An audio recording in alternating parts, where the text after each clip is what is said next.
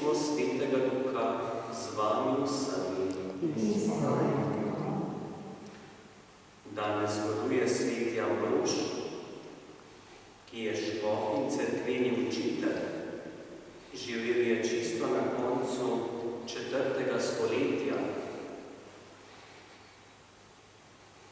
Na začetku je bil visok državni uradnik, kar tudi kaže na to, da je imel visoko izobrazbo.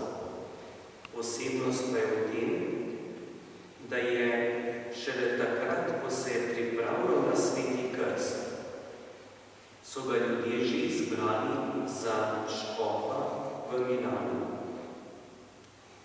Kot pridigar in učitelj in pisatelj je bil izreden pastir. Umrl je 4. aprila leta 397, današnji dan, 7. decembra, pa je spomin njegove proslavitve za škofa. Verjetno prav iz tega razloga, ker je bil izvoljen za škofa, še predno je bil krščen in ljudje so že takrat prepoznali izredno življenje svetega Ambroža.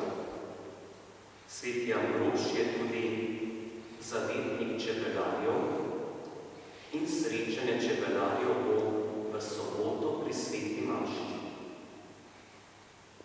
Danes sveto mašo darujemo za pokojnega Ivana in starše Rene.